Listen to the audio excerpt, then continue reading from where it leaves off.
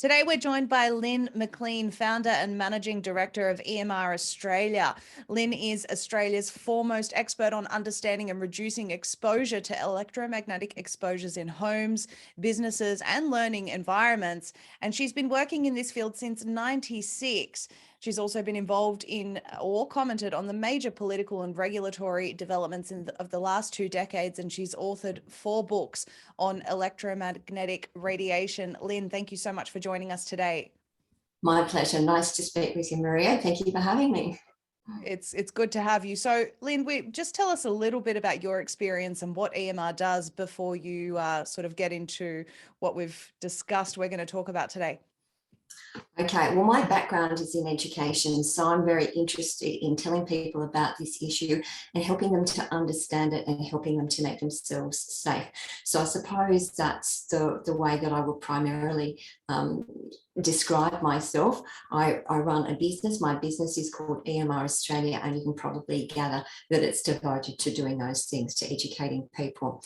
So what we do is I monitor the research that comes out and try to describe it in terms that people can understand fairly easily. So simplify it, get the main points of the major developments, whether they're political, whether they're scientific or activist, all of those different pieces of information to get them out to people so people can understand this issue. And what we're seeing now in our society is that there's so much exposure from so many different sources that people are exposed all the time, and often without knowing it, without understanding it. So my aim at the moment is to try to educate people about what they can do in their own homes. Right. And we're talking specifically about things like 5G, all of the electromagnetic forces, if you will, that we are exposed to on a daily basis. So please, Lynn, take us through your presentation and I'll ask questions along the way. Certainly. Okay, so today I'm talking about 5G, 5G radio frequency radiation. So just to put it in context, I'm not going to talk about the fields that we get from electrical sources, power lines, wiring, that sort of thing. That's also part of the work that we do, but it's not so relevant. So to try and focus just on the radio frequency radiation. So bear with me while I pull this up. No problem. Now, can you see the screen at the moment? No, not yet. Okay. How's that? No, we still can't see. There we go. All right, it's up. Thank you. So 5G radio frequency radiation. Now, okay, let's just get this working. Not a problem, Lynn. Okay, so to start with, I just wanted to give a bit of context about 5G and what will its uses be. Now, people probably know about this because you hear it from the telcos all the time. What 5G gives us is faster speeds, more connectivity, smart homes. So in smart home, the concept is that all of your devices will talk to each other. So for example, if you've got a mobile phone, you'll be able to use your mobile phone to connect to your microwave oven, your washing machine, your baby's baby monitor, all the electrical devices in your home.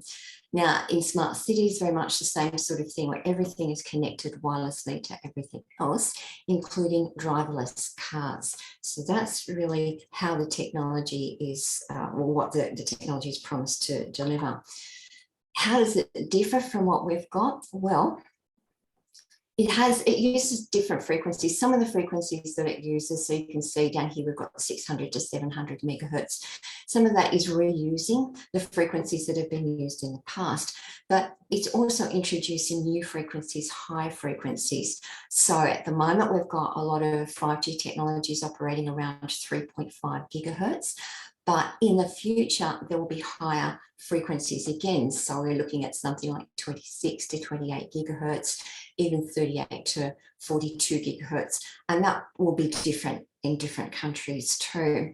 So the thing about that, sorry. Humans have never been exposed to this level of frequency, right?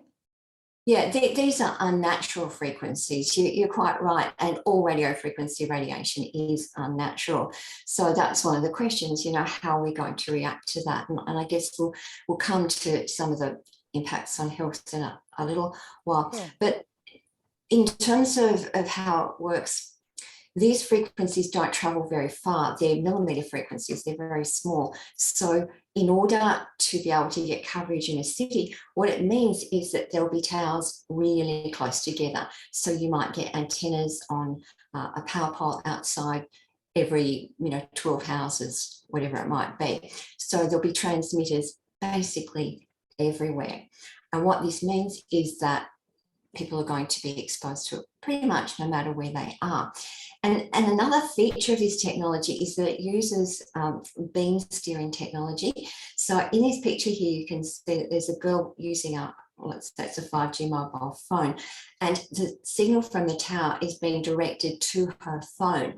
And that's because instead of it being a signal that's fairly broad and fairly general and reaching many places with the same amount of intensity, this 5G for the first time uses this kind of technology where it's going to focus on people who've got the 5G devices. So a car driving past, for example, the tower is going to be beaming and following that car as it moves along. So this again is different. We don't know how that's going to affect people. What it means is that you'll get hotspots, that somebody using that technology will be getting perhaps more exposure than somebody walking down the street without a mobile phone. So if a person is using that technology and, they're getting more exposure, would those that are around them or walking past them also be exposed? Yeah, that's right. It means that people in the vicinity will be getting exposed. Yes, definitely. And that happens now when people are using mobile phones too. But this is just adding a new layer. We don't really know what those exposures are going to be, because this is the way it's rolled out in society is different to the way it's tested in laboratories quite often.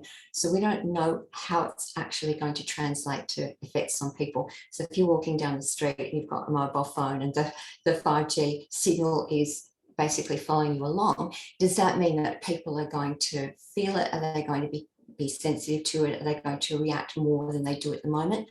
We'll find out when this technology is deployed on a wider scale. But these are some of the issues I think that we need to be aware of. So in terms of what it is, if we simplify 5G, what it is radio frequency radiation, wireless radiation. Now, people think 5G is a particular thing and it's different from everything else. Well, it's a bit different to everything else, but we already have radio frequency radiation. We've had 1G analog, we've had 2G, 3G, 4G. Now we've got 5G. So 5G is a subset of all of this other radiation that's in our environment. Now, can I ask, Lynn, with every stage of additional frequencies that we've been exposed to, have there been additional health issues that have been identified with these stages? Oh, absolutely. You had, when people were using the old analog mobile phones, you had people reacting then and reporting symptoms. And then we moved, as the science started to monitor what was going on and look at how people were affected, then the technology had already moved on to 2G. And by the time we start getting a handle on that, then it's moved on to 3G and Wi-Fi and 4G and so on. So for the rollout of every technology, there's basically a new wave of people that starts to react. And we've seen that with smart meters, we've seen it with Wi-Fi, we've seen it with all of these different frequencies. And what that tells us and what the research is telling us is that different people react to different frequencies. And the same with animals. You could get this species of animal and it reacts to this exposure, but that species of animal doesn't. So differences in our genetic makeup, differences in our health status, all of those things will affect how we react to this technology. So if we see the same sort of development as we've seen in the past, what we can expect is a new wave of people will react to 5G frequencies. We don't know what sort of health implications it's going to have at this stage. I mean, have you got, within this presentation, have you got studies for us that of what's been identified thus far? Am I jumping the gun? Let me know. Yeah, a little bit there. I'll talk about health, and I'll talk about what some of the people who've been researching have found. But the problem is that the research on health is done basically after the technologies have been rolled out. So as I say, they roll out Wi-Fi, and then they do studies on Wi-Fi and find, oh my goodness, there are actually harmful effects from this. But Wi-Fi is already rolled out. What's going to happen? It's not like we're going to pull it in, that we're going to change it at that point.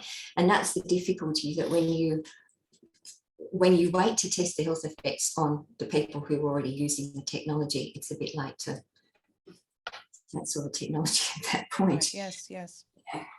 So I will come to those health effects, but actually this is some of them. So what we're looking at now is not 5G specifically, but radio frequency radiation, because across a wide range of frequencies, we get these sorts of problems.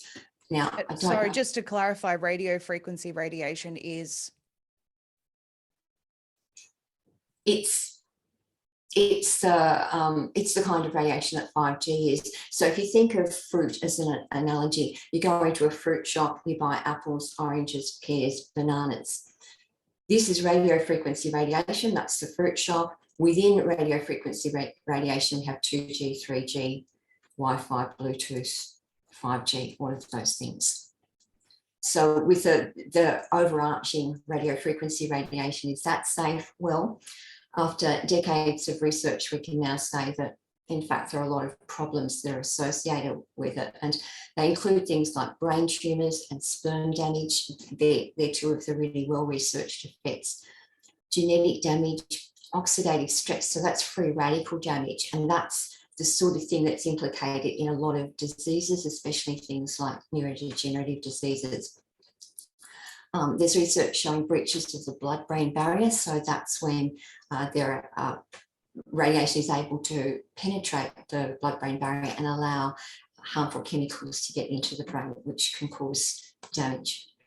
We see changes on hormones and things like melatonin, for example, which is a really potent mopper up of free radicals. So there are theories that reductions in melatonin might be one of the things that's leading to increases of cancer.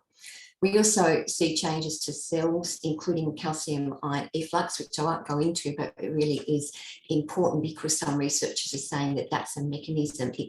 It's by doing that it causes some of these problematic effects on the body. But as well as those things, we're seeing a whole lot of symptoms, and those symptoms include things like headaches and sleep problems and depression and fatigue, stress, skin problems, memory and concentration problems, nausea, lack of appetite, irritability, anxiety, low libido, and behaviour problems and ADHD problems. So we're seeing a lot of that in society, and we're seeing that even in animal experiments of rats, for example, that are exposed. So it's a large group of symptoms and conditions that are linked with radio frequency exposure.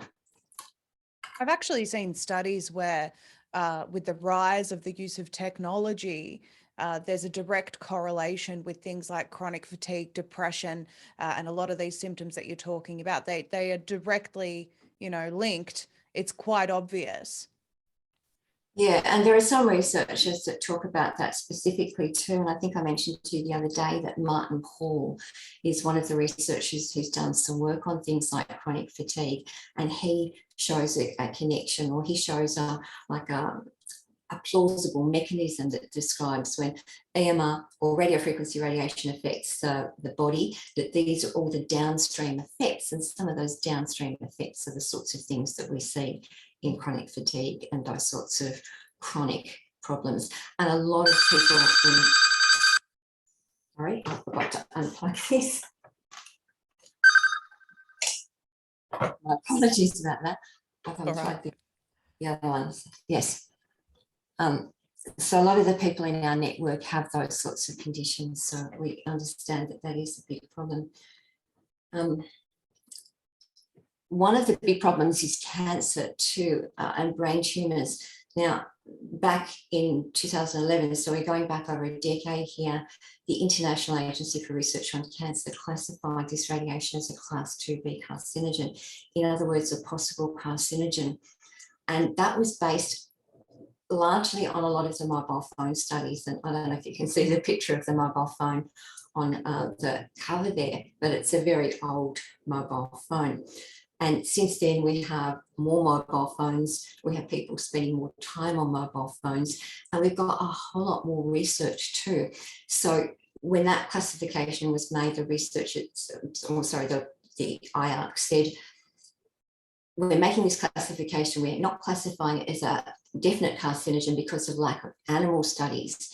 But now we've had some really major animal studies too. So there's a very good chance that there is enough research to classify it as actually carcinogenic, but that hasn't been confirmed yet.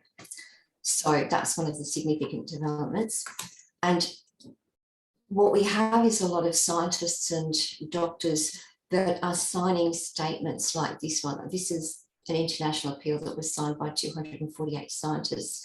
And they're saying that this radiation leads to all of these effects. And I don't want to read everything here, but you can see I've highlighted some of them. So things like cancer risk, stress in cells, free radicals, genetic damage, changes of the reproductive system, problems with learning and memory, neurological disorders, and negative impacts on well-being in general. And this is more so than other frequencies in the past. These are scientists saying this technology is, that the research that we've done is showing us a huge increase in risks for these things. That's right. And it's the whole body of research on wireless radiation in general, or radio frequency radiation. And they're saying that it's not only humans that are affected, but it's affecting plant life and animal life. And so there are big concerns with that today, which I won't go into because we probably haven't got time, but just so that people who are watching this realise. Now, what's the response of the United Nations and the World Health Organization who are being made aware of this, Lynn? To the best of my knowledge, there's been none whatsoever. Not surprising. Yeah, so you have these people, these scientists, are people who are very experienced in this area, that have done research themselves, that have monitored the research. So they're people who know what they're talking about. And what they're saying is that we need more protective guidelines. So the international guidelines that they're referring to here are the ones that a lot of countries, including Australia, base their standards on. They're saying we need to take precautions, we need to educate people about the risks, and right down the bottom you see here, particularly risks to children and fetal development. So this is important stuff. It's a significant body of scientists making significant claims here. So then we go on to the 5G appeal. Now here we've got another body of scientists and doctors, and now they're talking not just about wireless radiation in general, but about 5G specifically. And they are calling for a moratorium on the rollout of this technology. And they're saying that radiation in general has been proven to be harmful for humans and the environment. So basically, why are we rolling out more when we've already got a problem? Now, what they point out here is what I said before, that there will be antennas every 10 to 12 houses. So that's a lot more antennas, that's a lot more exposure. It means that where in society at the moment, there are probably areas where you've got low levels of radiation. Here, it will be accessible to everybody. Just about everybody will be exposed. That's every 10 to 12 houses. That's unbelievable. I mean, how will anyone escape this? But that's exactly the thing, that this has been designed so that you don't, because in the past technology was devised so that you could talk to somebody else on their mobile phone. But 5G, as we saw, is designed to talk to appliances. It's designed to talk to machines. So machines will talk to machines. Inside the house, devices will talk to devices. So it's designed to not only connect with every individual, but with every house and all the things inside the house. That's why they want the coverage. Now, what they say is that this could be potentially 10 to 20 billion connections. So isn't that incredible? 10 to 20 billion connections. And they're saying, as we said before, it'd be connections to refrigerators, to washing machines, cameras, self-driving cars, buses, lots of devices inside the home and outside the home. Then I have a bit of a question that's a bit left field. Do we know how 5G reacts with a substance such as graphene oxide? I was wondering if you're going to ask me that question. The answer is not that I'm aware of, but graphene oxide, and maybe you can tell me if this is right, it's a metal, is that right? Yeah, well, it's used in it's not meant to be in humans, but there's a lot of questions about, you know, human exposure to graphene oxide right now, and I won't go too much into why, but we're concerned about it's used to prepare strong paper-like materials, membranes, thin films, and composite materials. People are concerned about, you know, whether it's able to absorb 5G better than other sort of conductors. Yeah, with any metal, it does interact with radiation. So I'm talking generally now, not specifically about that. But yes, metals do all sorts of things to, or radiation does all sorts of things to metal. It can be reflected by, it can absorb it, it can conduct it. So there is the possibility of interaction. What that interaction would look like, I can't say, because it would depend on the frequencies and it would depend on the metals. And I'm not familiar with research that's been done specifically on that. I'm sure there's some out there. But yes, that's another potential thing that I guess we have to consider in terms of the effects of this. I'll just run through some of the other things that sure. Said quickly. I won't read all of this because it's the same sort of thing. Here we've got the International Society for Doctors and the Environment basically saying, well, you know, don't experiment on people, don't do it until we know that this technology is safe. Here we've got a researcher who looked specifically at the research on 5G and said that from their preliminary observations, millimetre waves, which is what these are, they do all of these things: increase skin temperature, they alter gene expression, they promote cellular proliferation. So that's what you get with cancer, the uncontrolled growing and dividing of cells. It promotes that. It affects the synthesis of proteins that are linked with oxidative stress. And as I said before, oxidative stress is related to a whole lot of health problems. And it's related to inflammatory and metabolic processes. It could generate ocular damage and it affects neuromuscular dynamics. So all of these things are potentially related to these 5G millimetre waves. So while everyone's getting really excited about all the new technologies that are coming into their homes, these are all the health implications for these people. And so many people wouldn't be aware of this because telcos are promoting 5G like it's the next best thing since sliced bread. Yet, and I'm sure that these telcos would be aware of this research, yet, you know, not informing people at all of the risks.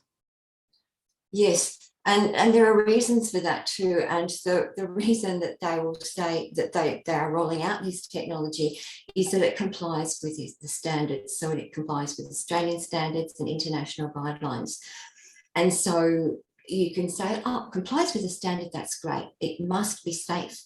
But the problem is that the standard doesn't really, many researchers say, it doesn't really protect us because it only protects against a limited number of short-term acute heating effects. But if you've got an antenna outside your house, that's not a short-term problem.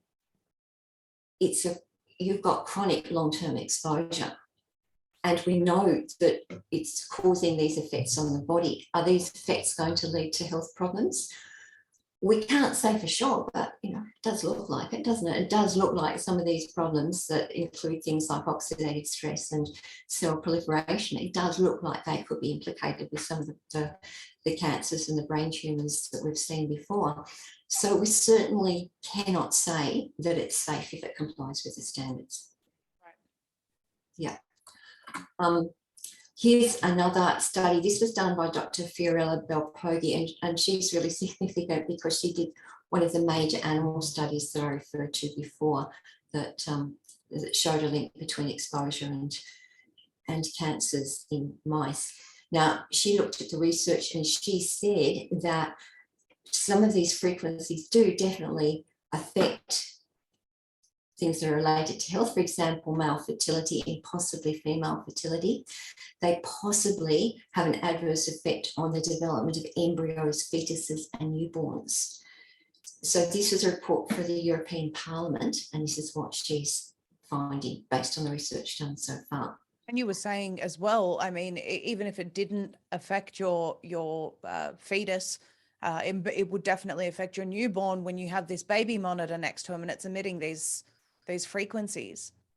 Yeah, that's right. Well, we know that that radiation is absorbed by the body, and we know that babies and children absorb, their brains absorb a lot more radiation than adults' brains do.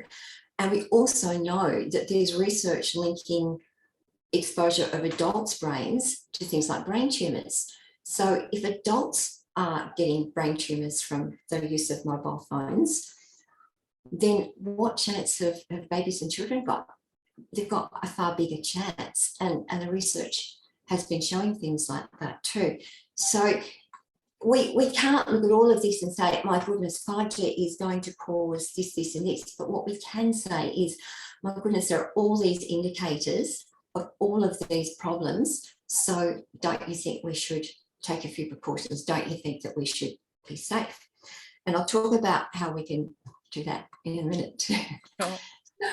Oh, sorry, just a couple more things. This is a Danish attorney, Christian Jensen, and he looked at the legal side of things and said that rolling out 5G networks contravenes current human and environmental laws, like the European Convention on Human Rights.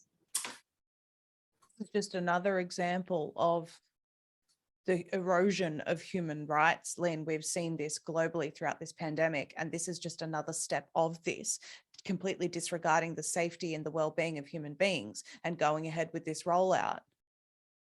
Yeah, what it's saying is that we're rolling out the technology, even though there are all these reasons for us not to do that. Unbelievable.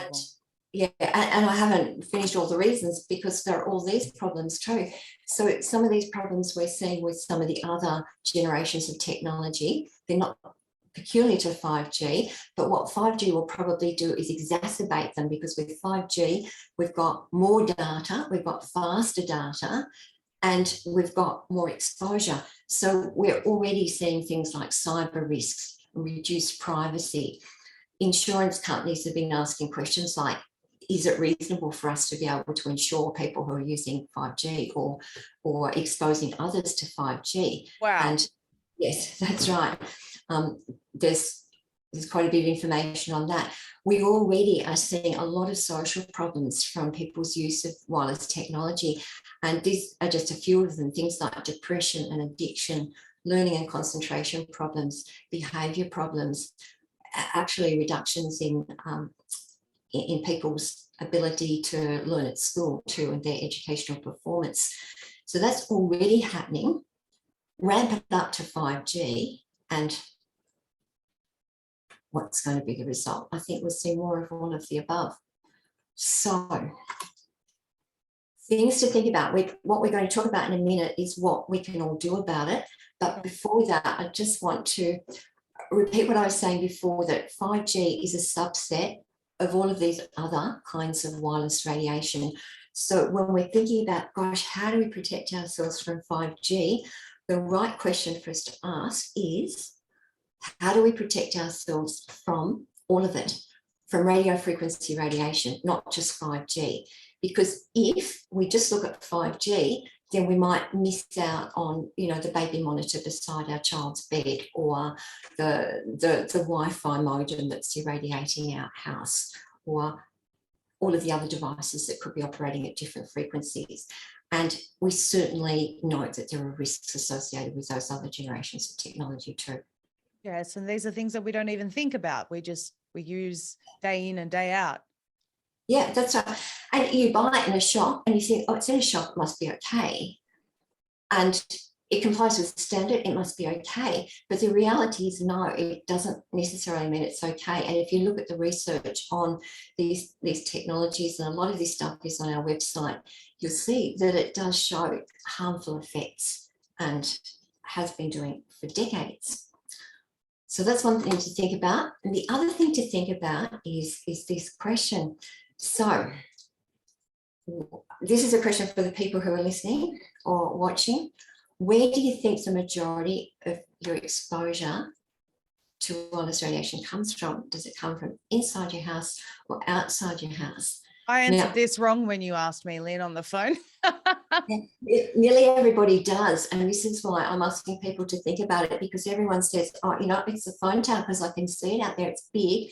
It's on top of the building or it's on a big pole. It's, you know, it must be dangerous.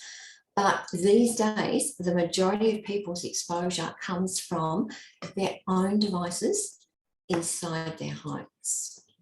And I can hear people almost saying, no, that can't be right. That can't be right. I haven't got dangerous stuff inside my home, have I? So then I'm going to ask you, well, what about this? What about these things? Have you got a wireless modem or router in your house? And most people have. And in Australia, where we've had to get new routers to connect to NBN, a lot of those modems and routers are really pumping out a lot of radiation. You'll be surprised. What about the wireless tablet that you use, or your desktop computer or your desktop mouse? Sorry, not your desktop mouse, the mouse that connects to it, or your keyboard, your wireless keyboard, your smart TV, your baby monitor we talked about, your wireless music system. People have got Alexa in many homes, smart meters, and then all of the smart devices that we talked about, smart washing machines, smart air conditioners, smart fridges, smart light globes, smart ovens. So add that all together, that's a lot of little antennas inside your house beaming out a lot of frequencies. What can people do about it, Lynn?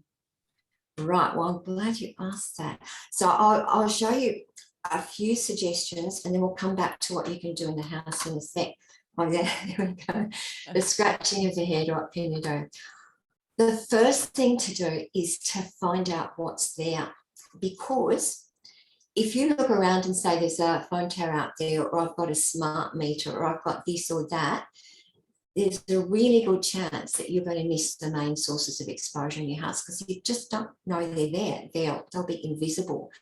And I can tell you, from going on for 27 years of doing this and going into people's homes, and they'll say, look, there's nothing wireless in my home. It's the phone tower I'm worried about. You go into their home, and of course there's wireless stuff in their home, and they don't even know that it's there. So it's getting harder for people to even understand what the exposure is in their home. So measure it. Don't rely on guesswork that could be wrong, but measure it and find out.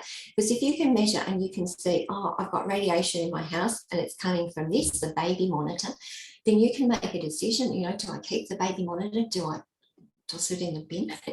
You know, do I put it in the garage? You can make informed decisions, but you can't do that unless you know that it's there, and unless you're satisfied that there's actually something coming from it. What's a safe level, Lynn? That's a good question. And as I said before, the standards allow us to be exposed to a lot. So way off the limits of these meters. But harmful effects occur at really much lower levels. And the real difficulty in answering that, Maria, is that you can have 4 people living in a household. This person reacts to, let's say, Wi-Fi, and none of the others do. So the levels that are safe for these 3 are different from the levels that's safe for that one. Well, what's the standard? What is the government, or, you know, the experts? What do they say is safe? They say that you've only got to comply with the standard, which is a lot of radiation. It's difficult to give numbers because the numbers vary with different frequencies. Right. but essentially large amounts of radiation. But remember, the standards don't necessarily, well, they definitely don't protect against all of the effects. They definitely don't protect against the sort of effects that we looked at before, or the chronic effects that are not caused by heating. In terms of what we think people should be exposed to, we say no more than 0.1 of a volt per metre. That's the units that we measure this radiation in. And the reason that we say that, and that's just so far below the standards that, you know, the standards would appear to be irrelevant. The reason we say that is that people who are sensitive tend to be reasonably okay below that level, and above that they get symptoms. So it's a bit like the canary in the coal mine. Do you know that story? No. Oh, it used to be when people were working in coal mines that there were a lot of noxious gases in the coal mines. Yes, that's right.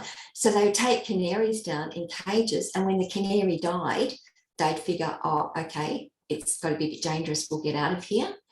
So the canary was the indicator that something was wrong. So what we're saying is that we've already got canaries in society who are reacting to very, very, very, very small amounts of this radiation. Therefore, we should be taking notice. Now, rather than even focusing on numbers, what we can say is, well, how about we reduce our radiation exposure as much as possible? And I think that's a better way to go than say this number is okay and that number is not okay. We'll get into reducing that in a second, Lynn, but I just want to ask you, is there any evidence, again, left field question, is there any evidence of 5G causing flu-like symptoms? We certainly know that radiation does. So the whole package of radiation, and for a number of years it's been found to do that. So things like low immunity and, yes, flu-like symptoms is one of those many symptoms that have been reported by people. So whether 5G does that or not, I think it's probably a bit early to say, but my guess is, yeah, probably, because the others do. Right. Yeah.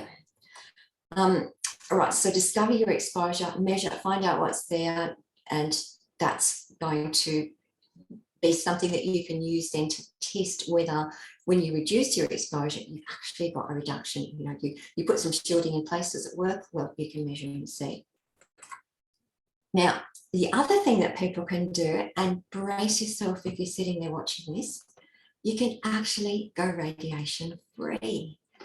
Now, do you know you don't actually need radiation to have internet, and you don't need radiation to make phone calls? So did you know that? I certainly didn't. So we're talking about hardwiring everything? Yeah, that's right. And it used to be, if you go back not so long ago, all of our internet was wired. And if you go back even further, all of our phones were wired too. So a lot of that's changed now, and a lot of it has changed with NBN in Australia. But still, whether you're in Australia or overseas, you can still set up perfectly safe networks without any radiation. So in my office, where I'm talking to you from, there's nothing that's wireless. Nothing emits radiation. In my home, nothing that emits radiation. And yet I'm on the internet, I'm on the phone all day, every day. So I can guarantee you that it works from my own experience. And my view is, well, why would you use something wireless that might cause problems when you can use something that is perfectly safe? So while we've still got the devices available that can be hardwired, Lynn, because if they push ahead with the technology that they're talking about, they're, you know, the opportunity to hardwire things may be gone very soon. Absolutely. Look, we have a lovely tech guy who does most of the work in this area, and he locates wireless certain pieces of equipment for us, and it's getting much harder to get equipment that's radiation free than it used to be. And if we don't, as a society, go out and all start buying it, I think it will become one of those dodos that will it will be impossible to get. And I think then we'll be in trouble. So my advice to people is get set up safely now while the technology is still there. And then you know that into the future, you're going to be safe. So that's another thing people can do. Now, another thing people can do is they can shield, but there's capital letters there, if necessary. And we've got shielding things. So we have shielding paints, we have shielding fabrics, curtains, window film, shielding bed canopies and so forth. But shield with caution. And I say never go and shield unless you've maybe done a phone consultation with us, because you can make your exposure worse. So let me show you how. If we go back to the house again, just imagine that you perfectly shielded this house. So you had shielding over your ceilings, your walls, the front, the back of the home. So there's no radiation from outside that can get into your home. So I'm going to ask all those people who are watching this, does that seem like a good idea? What do you think, Maria? I don't even remember if we talked about this the other day. It does seem like a good idea. Our problem is, though, that let's say you've got all of these wireless devices that we talked about before inside your home.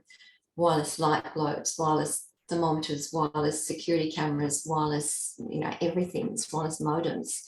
If you've got all that radiation inside your home and the walls are shielded, what you've done is you've effectively trapped that radiation inside. So it's going to bounce around on your shielded surfaces and reflect back in. So you've potentially increased your exposure. Right. Are there guides on your website, or should people call you to discuss this further? Is that the best way to do it? Yeah, if you're thinking of shielding, well, first of all, if you're thinking of shielding, just don't go and do it as the first thing.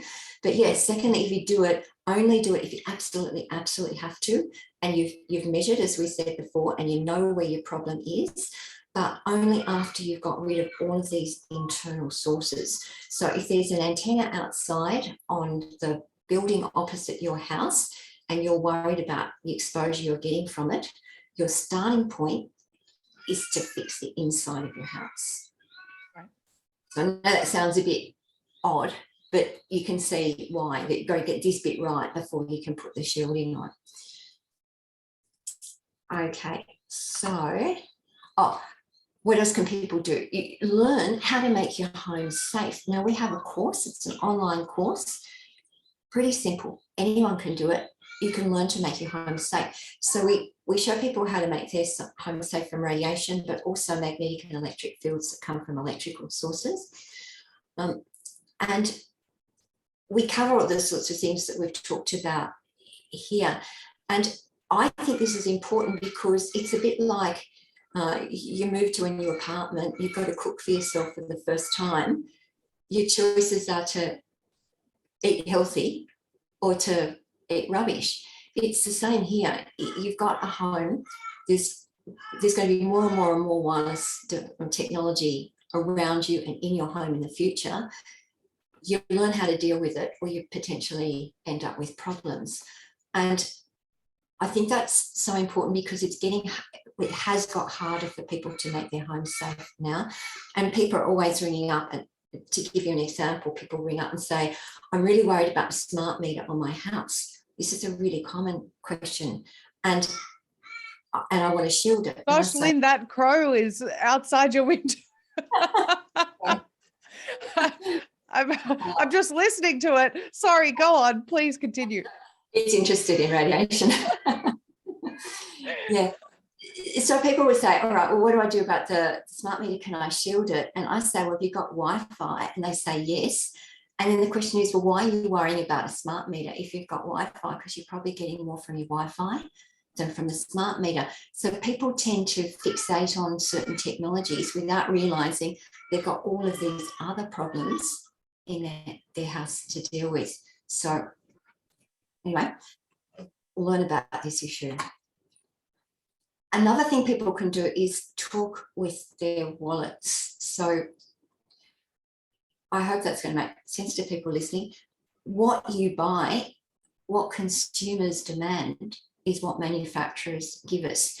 If we go out and buy all this 5G technology, the manufacturers think, great, let's make a whole lot more of these. Let's roll out some more antennas, put them right outside people's homes because people are using this technology, they want it. If you want manufacturers to produce safe technology, you've actually got to buy it. So we could all stop, and probably going back a few years, we could have done it then. We could have stopped the rollout of radiation emitting technologies just by what we were prepared to have in our house and what we were prepared to buy. So I think consumers need to be aware that you've got enormous power with what you buy. Yes, and I think if more people were aware, and this is why it's so crucial to have conversations like this, Len, if more people were aware of the risks and what they're potentially exposing themselves or their children to, they would think twice and, seek more education on these topics. Yeah, that's right. And it's, it's like anything else. You're going to use a cleaner to clean your bath. Are you going to buy one that's got these toxic chemicals in it? Are you going to use, I don't know, bicarb soda? That's what I use. So it's just as easy to clean your bath with bicarb soda as it is to clean it with some toxic chemical. And you're creating that message to society in general. You're saving yourself a whole lot of money. And in the case of using wired technology, it's more reliable anyway. So why would you not? So something to think about. Now, what else can people do? Talk to people, talk to your friends. I used to think that I could really help society by being on the committees, being on the committees of the Australian Radiation Protection and Nuclear Safety Agency, or committees that where the carriers were developing a code of practice on phone towers, all of those things.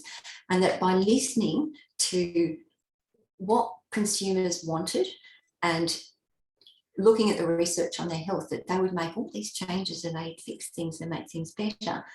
I mean, how naive was that? And all I can say is that I wasted an awful lot of time over about 16 years of my life. So if we want things to be better in society, it's not going to come from asking our authorities to do it for us. It's going to come from us creating safe homes and creating that demand for safe technologies and telling people so they can create safe homes and use safe technologies too. And, there's a great deal of power in people's social networks, I think. Yes, absolutely. Absolutely. This, even in the current situation that the world is in, it's so much more effective to talk to people face to face than it is having a conversation over the internet. That human interaction is crucial. Absolutely. Share what you learn. That's right. So talk to people, tell people what you're discovering and what you've experienced in your home.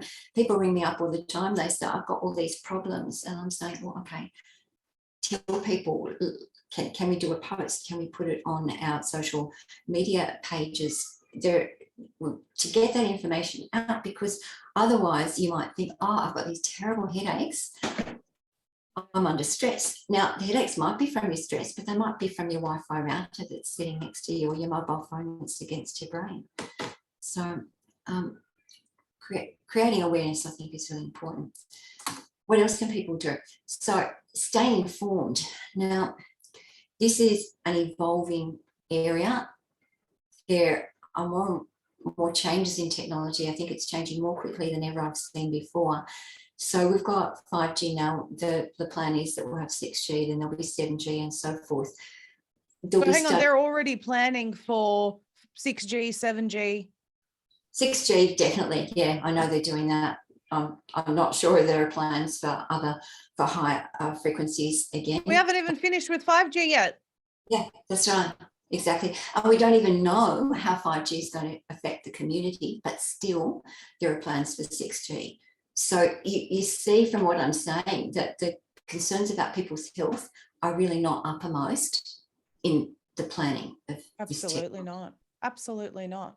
It's, lining the pockets of those who are creating the technology, completely ignoring the health concerns, ignoring scientists. Oh, when have we seen that before?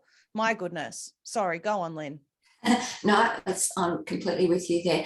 So what I'd like people to do is stay informed. Now, we do our best. As I said, my background's in education. I really want people to know more about this, to understand this issue. We write newsletters. I now do a blog, a weekly blog with the latest research or things that are happening. My website's got hundreds of pages of information. So basically, anything that you want to know, you should be able to find on our website with information about what you can do. So I'd really encourage people to tune in. That's a frequency pun. And keep in contact with us, because that way we're able to get information to you and you're able to find out what the opportunities are for you to do in this situation that comes up in the future. So that's all that I have to say, but I'm happy to answer questions you might have, Maria. So that's emraustralia.com.au. I will link that in the description below in this video so that people know where to go. There's actually a range of different things on the website, such as studies, interviews. You can subscribe to the newsletter. There's a specific 5G section, as well as products. And in my opinion, you know, from my discussions with Lynn, she's been incredibly helpful, answered some of my personal questions too, which I appreciated. So do get in touch with them. I guess, you know, Lynn, it will be interesting to see what the further developments are. If you want to stop sharing your screen, maybe we can get both of us back up. Yeah. One of the things I'm most concerned about, and I think a lot of people are concerned about, is we've heard of things like 5G testing happening. You know, they're turning it on. We don't really fully understand what this means, but they're turning it on in a certain area. And then, you know, we had public community notices, everyone turn off your 5G. First of all, if you have it off on your phone, can it still affect you? Does it reduce the frequency? Second, what do we do with these testing days that we keep hearing about? Okay. There's a lot there. If you turn off the 5G on your phone, you're still subject to all the radiation that's coming in from all the sources around you. So that's where it's important, I think, to measure and find out what actually are you getting in your home. If you're getting radiation from outside your home and you've got nothing that's wireless inside your home, then you can shield it, as I said before. But I always say to people, shielding is the last resort, because most people have got all those other things to do. But it's not just about turning off 5G, because it's about all of those other frequencies that I mentioned. You know, we have people who are getting sick from 4G, from 3G, from 2G, from Wi-Fi, from Bluetooth, people who get Bluetooth headaches, people who get Wi-Fi headaches that are different to each other.